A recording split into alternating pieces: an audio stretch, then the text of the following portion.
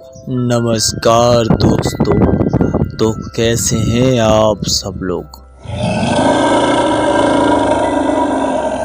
तो आइए आज की इस नई कहानी की करते हैं शुरुआत, जिसका टाइटल है काली रसोई।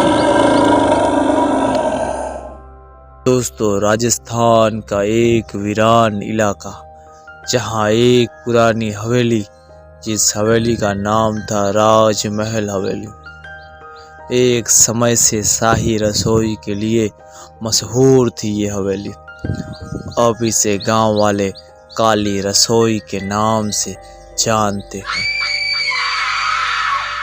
दरअसल ये बात शुरू हुई थी 1852 में। इस हवेली में रानी राजेश्वरी देवी रहा करती थी।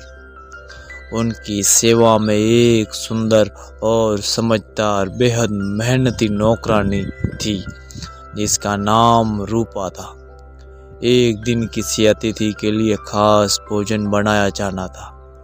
रानी ने आदेश दिया कि खाना बेमिसाल होना चाहिए, लेकिन जब खाना परोसा गया तो रानी को उसमें हल्की सी गलती लगी। शायद उसमें नमक थोड़ा कम था। रानी ने गुस्से में आकर सबके सामने रूपा को रसोई में बंद कर दिया और जला दिया। मरते वक्त रूपा की चीखें हवेली की दीवारों में समा गई। उस दिन के बाद से हवेली वीरान हो गई और रसोई को काली रसोई के नाम से लोगों ने पुकारना शुरू कर दिया। अब प्रेजेंट टाइम, नीलम शर्मा नाम की एक रिसर्च स्कॉलर भूतिया जगहों पर डॉक्यूमेंट्री बना रही थी। जब उसने काली रसोई के बारे में सुना तो वो अकेले उस हवेली में पहुंचती है। गांव वाले उसे रोकने की बहुत कोशिश करते, खासकर बुजुर्ग हरिराम, जो कहते हैं कि बीबी जी, वहाँ खुशबू नहीं, मौत बुलाती है। लेकिन ये सब की बात सुनकर भी नीलम नहीं मानती।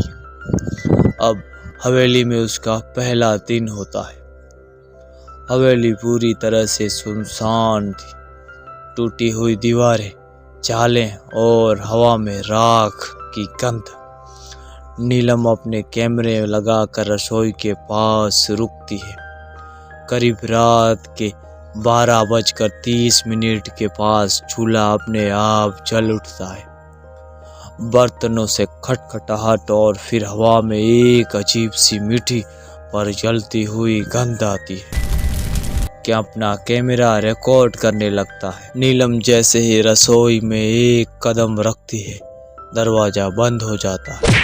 सामने चूल्हे के पास एक जली हुई लकड़ी की परछाई दिखाई देती है। उसकी आंखें जलकर खाली हो चुकी। वो फुसफुसाती थी, खाना खराब नहीं था, इंसान थे। ये बार बार वो बोलती थी। नीलम चिल्लाते हैं, कैमरा वहां पर ही गिर जाता है।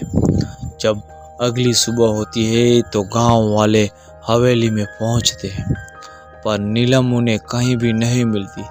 सिर्फ उसका कैमरा ही मिलता है, जिसमें आखिरी मंजर यही था कि एक लड़की रसोई में खड़ी थी, मगर वो रूपा नहीं, नीलम थी। अब काली रसोई में 2 आत्माएं हैं, और आज भी जब हवेली के पास से कोई गुजरता है तो उन्हें चूल्हे की आंच और चूड़ियों की खनक सुनाई देती है।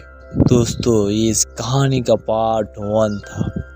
अब कुछ ही दिनों में इस कहानी का पार्ट 2 भी लाने वाले हैं, तो आप हमारे चैनल को फौरन सब्सक्राइब कर दें और इस वीडियो को लाइक कर दें। थैंक यू दोस्तों।